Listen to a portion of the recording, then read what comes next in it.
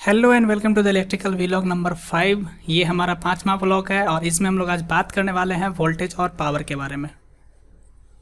तो आज का जो हमारा टॉपिक होगा वो होगा हमारा वोल्टेज और पावर। तो इससे पहले कि हम लोग वोल्टेज के ऊपर ज़्यादा बात करें, हमको ये समझने की ज़रूरत होगी कि ये हमारा वोल्टेज जो है वो सर्किट में कैसे इंपॉर्टेंट रोल निभाता है, क्या इसका सिग्निफिकेंस है एक सर्किट वाइज। ठीक है, तो इसको समझने के लिए हम लोग क्या करते हैं, एक एग्जांपल लेते हैं। सपोज कीजिए कि एक वायर से आपने एक बल्ब को कनेक्ट कर दिया है और इनिशियली ये बल्ब ग्लो नहीं करेगा, क्योंकि हम लोग जनरल लैंग्वेज में जानते हैं कि इसमें कोई वोल्टेज अप्लाई नहीं किया गया है। तो क्यों ये वोल्टेज अप्लाई करने की नीड होती है, इस बात को समझेंगे इसी एग्जाम्पल से। तो जब ये बल्ब हमारा कनेक्ट किया गया है किसी वायर से, तो हम जानते हैं कि ये वायर जो है वो हमारा किसी ना किसी मेटल का है। इसका मतलब कोई ना कोई यहाँ पे फ्री इलेक्ट्रॉन वर्क कर रहा है और ये फ्री इलेक्ट्रॉन हमारा मूवमेंट में नहीं है।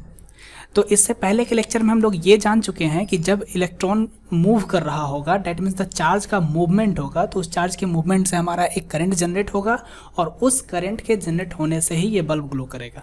तो इस करंट को जनरेट करने के लिए हमको एक तरीके का कोई ना कोई एक्सटर्नल फोर्स चाहिए होगा, जो फोर्स क्या करेगा, बेसिकली इस इलेक्ट्रॉन को मूवमेंट देगा और इस इलेक्ट्रॉन को मूवमेंट देने पर इस सर्किट में क्या होगा, एक करंट फॉर्मेशन होगा।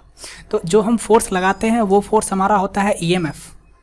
डैट मीन्स अगर हम EMF को एक्सप्लेन करके समझे कि ये क्या होता है, तो ये एक तरीके का फोर्स होता है जो इलेक्ट्रॉन को मोशन करने के लिए रिस्पॉन्सिबल होता है। और ये EMF होता क्या है, इस EMF को हम लोग बोलते हैं इलेक्ट्रोमोटिव फोर्स। और यही इलेक्ट्रोमोटिव फोर्स हमारा रिस्पॉन्सिबल होता है किसके लिए, करंट के फॉर्मेशन के लिए। इसी इलेक्ट्रोमोटिव फोर्स EMF को हम लोग बोलते हैं वोल्टेज या फिर वोल्ट। ठीक है, तो इस वोल्टेज के अप्लाई करने से क्या होगा, इसमें जो इलेक्ट्रॉन है वो इलेक्ट्रॉन हमारा मूव करेगा। इस इलेक्ट्रॉन के मूवमेंट से हमारा जो फॉर्मेशन होगा वो हमारा करंट का फॉर्मेशन होगा और इस करंट के फॉर्मेशन से हमारा क्या हो जाएगा, बल्ब ग्लो करने लगेगा। तो अब समझ में आया आपको कि ये वोल्टेज क्यों रिक्वायर होता है किसी सर्किट के लिए और क्या इसका सिग्निफिकेंस होता है। बेसिकली ये इलेक्ट्रॉन के मूवमेंट के लिए रिस्पॉन्सिबल होता है। ठीक है, तो इसका मतलब जो एनर्जी हमारा रिक्वायर्ड हुआ किसी इलेक्ट्रॉन के मूवमेंट के लिए, that means the energy required पर चार्ज इज कॉल्ड वोल्टेज। अगर हम वोल्टेज के बारे में लिखना चाहें, ठीक है, अगर हमको वोल्टेज बताना हो तो हम इसको स्टैंडर्ड वे में बोल सकते हैं। आप आराम से वोल्टेज लगा लो, वोल्टेज का हेडिंग लगा लो, उसके बाद आप जैसे भी लिखना हो, डैश लगाना हो, तीर लगाना हो, लगा लो। और इसके बारे में अगर आप लिखना चाहते हो तो आप लिख सकते हो कि it is the energy, basically it is the energy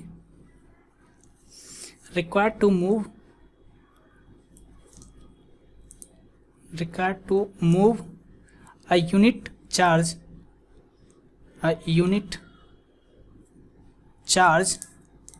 from one point to another point। यानी कि ये क्या होता है, ये एक एनर्जी होता है, रिक्वायर्ड एनर्जी, जो हमारा इलेक्ट्रॉन के एक पॉइंट यानी कि चार्ज के एक पॉइंट से दूसरे पॉइंट पे मूव करने के लिए रिस्पॉन्सिबल होता है। ये हमारा क्या होता है, it is the energy required to move a unit charge from one point to another point. यहाँ से हम लोग क्या समझते हैं, वोल्टेज को समझते हैं। अब अगर हम इसके फॉर्मूला वाइज जाए, इसके फॉर्मूला के फॉर्मेशन पे जाए, तो हम लोग क्या देखेंगे, हम लोग देखेंगे, इसको थोड़ा बड़ा कर लेते हैं साइज वाइज।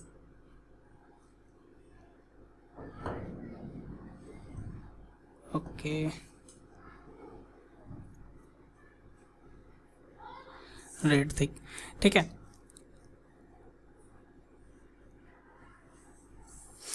तो ये अगर हम वोल्टेज को देखना चाहें कि सपोज कीजिए कि हमारे पास DQ अमाउंट ऑफ चार्ज है। ठीक है, सपोज कीजिए कि हमारे पास चार्ज जो है वो DQ है। ठीक है, इसी DQ चार्ज को मूव करने के लिए कुछ अमाउंट ऑफ एनर्जी रिक्वायर्ड होगा और उस अमाउंट ऑफ एनर्जी को हम लोग बोलते हैं DW।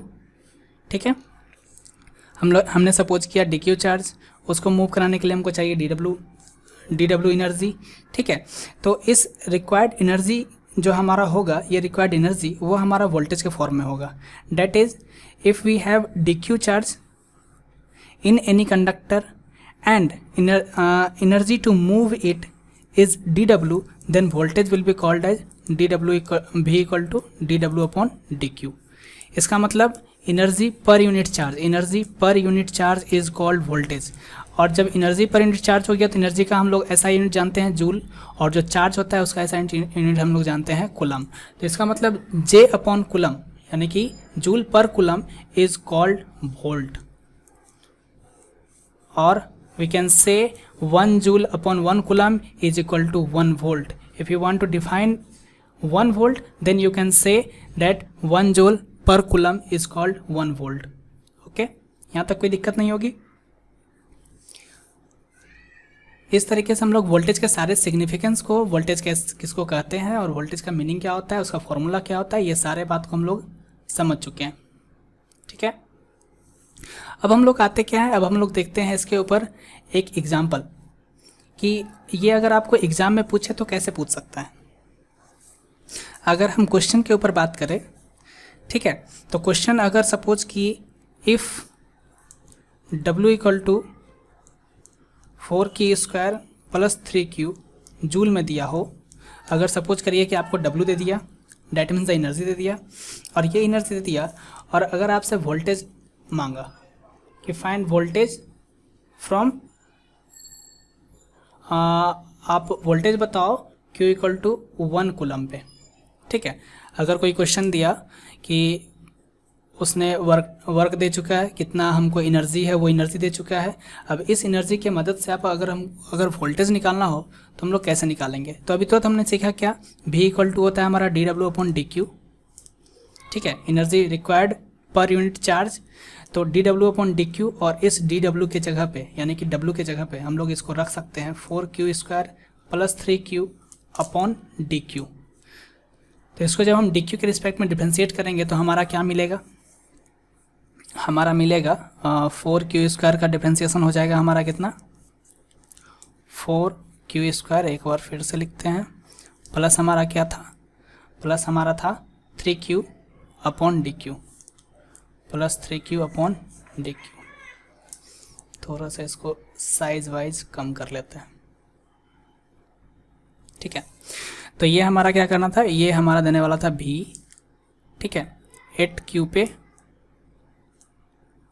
और जब हम Q इक्वल टू 1 कूलम रख देंगे तो ये क्वेश्चन सॉल्व हो जाएगा हमारा। जब इसको डिफरेंशिएट करते हैं Q के रिस्पेक्ट में तो हमारा क्या बनता है, 4 इंटू 2 इंटू Q प्लस 3,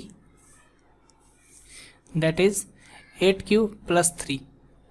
ठीक है, और जब हमको ये वोल्टेज चाहिए Q इक्वल टू 1 कूलम पे, तो Q का वैल्यू अगर आप 1 रख दो तो हमको मिल जाएगा कितना, 11 वोल्ट। ठीक है, तो इस तरीके से कोई फॉर्मूला, इस तरीके से अगर कोई क्वेश्चन दिया हुआ रहे जो हमारा एनर्जी वाइज दिया है और वहाँ से आपको वोल्टेज निकालने बोला, तो उस एनर्जी से हम लोग वोल्टेज रिक्वायर्ड निकाल सकते हैं। और ये वोल्टेज बेसिकली निकलता क्या है, ये वोल्टेज हमारा निकलता है इलेक्ट्रोमोटिव फोर्स के फॉर्म में, यानी कि इसी को हम लोग EMF भी बोल सकते हैं कि कितना हमारा वहाँ पे उस सर्किट में फोर्स अप्लाई हो रहा है। ठीक है, तो इस तरीके से हम लोग वोल्टेज के बारे में लगभग सब कुछ सीख चुके हैं। हाँ, एक और क्वेश्चन हो सकता है कि अगर आपको सर्किट में वोल्टेज दे दिया है और उस सर्किट में रिक्वायर्ड एनर्जी पूछने वाला है कि जो इलेक्ट्रॉन या जो चार्ज मूवमेंट होने वाला है, उस मूवमेंट के लिए जो टोटल एनर्जी लगने वाला है वो कितना होने वाला है। तो अगर हम उस एनर्जी को यानी उस टाइप के क्वेश्चन को देखना चाहें तो हमको एक एग्जांपल लेना होगा। सपोज कीजिए कि आपको सेम एग्जांपल जो हमने लिया W equal to 4Q² plus 3Q, इसी को अगर हम लोग क्वेश्चन में ऐसे बना दें कि if we have V equal to 4Q² plus 3Q, then find W, that means the energy, कहाँ से कहाँ तक, सपोज करो कि 1 से लेके 2 कूलम तक। ठीक है, 1 से लेके 2 कूलम तक आपको कितना एनर्जी रिक्वायर्ड होगा इस वोल्टेज में, इतना वोल्टेज अटेन करने के लिए कितना एनर्जी रिक्वायर्ड हुआ होगा। ये क्वेश्चन बेसिकली ऐसे फॉर्म होगा। ठीक है, तो अगर इसको हमको देखना है तो हम अगेन उसी फॉर्मूला पे जाएंगे कि हमारा जो V होता है वो क्या होता है, dW अपॉन dQ होता है। इस बार हमको क्या करना है, इस बार हमको निकालना है dW, कहाँ से कहाँ तक, 1 कूलम से 2 कूलम तक, और हमको दिया क्या है, V दिया हुआ है। तो इसको हम रीअरेंज कर लेते हैं पहले। अगर हम इसको ऐसे करें तो dW इक्वल हो जाएगा क्या, V dQ। ठीक है, अब अगर हम इसको इंटीग्रेट कर दें, नेक्स्ट स्टेप में अगर हम इसको इंटीग्रेट कर दें, dW से हमारा मिल जाएगा W, और ये हमारा आ जाएगा इंटीग्रेशन ऑफ V dQ, किसी ना किसी पॉइंट, लोअर पॉइंट से किसी ना किसी हायर पॉइंट पे। और इस केस में जो हमारा लोअर पॉइंट है वो कितना है, लोअर लिमिट हमारा कितना है, 1 है, और अपर लिमिट कितना है, 2 है। यानी कि आपको 1 कूलम से लेकर 2 कूलम तक पास कराने में कितना एनर्जी लगा है इस वोल्टेज की मदद से निकालना है। तो करना कुछ नहीं है, अब आपको सारा का सारा फॉर्मूला सेट हो चुका है, आप सिर्फ इस पर रखते जाओ। 1 2 हो गया, 4 Q² हो गया, प्लस 3 Q हो गया।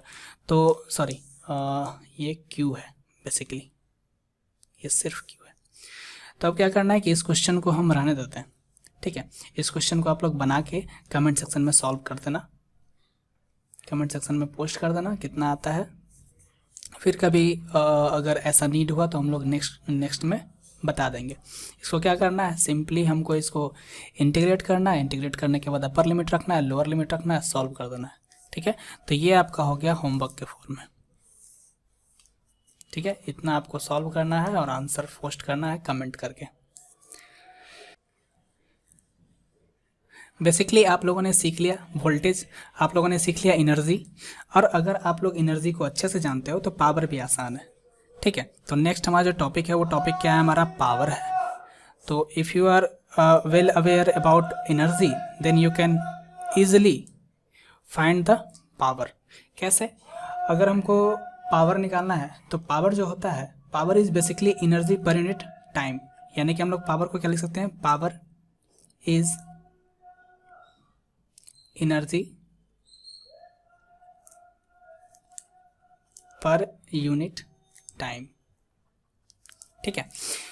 तो अगर हमको P निकालना है तो एनर्जी पर यूनिट टाइम, अगर एनर्जी हमारा dQ है तो energy per unit time power होता है, यानी P इक्वल टू क्या हो गया, dW/dQ, ठीक है। यही हमारा हो गया पावर।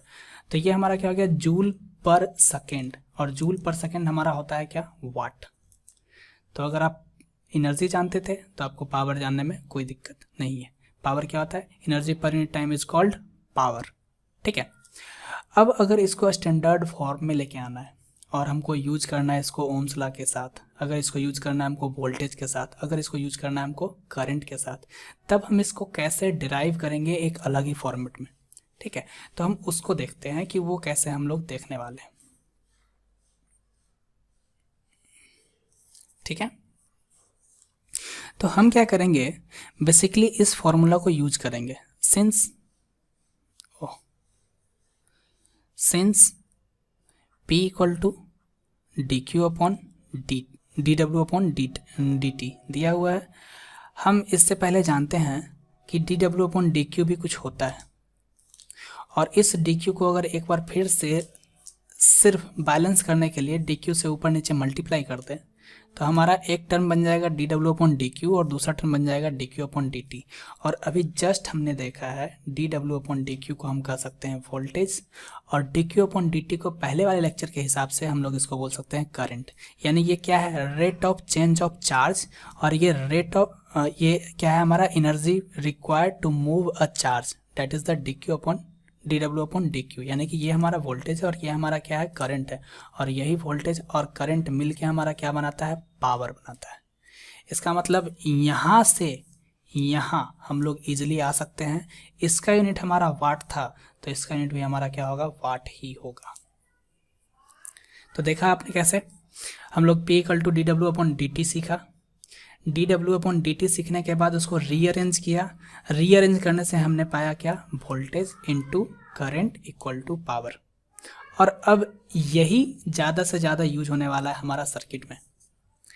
तो इससे आगे बढ़ते हैं और देखते हैं कि इसको और हम क्या क्या बना सकते हैं, ठीक है।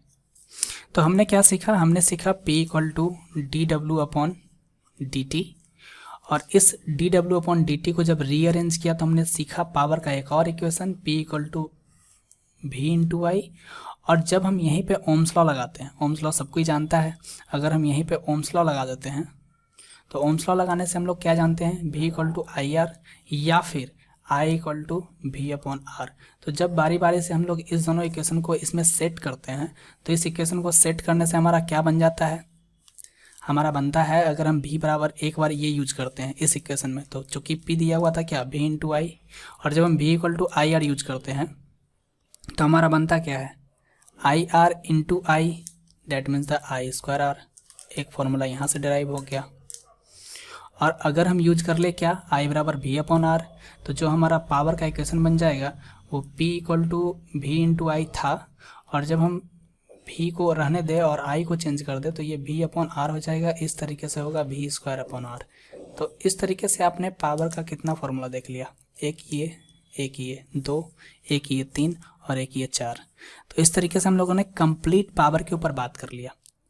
आज के लेक्चर को यहीं पे एंड करते हैं।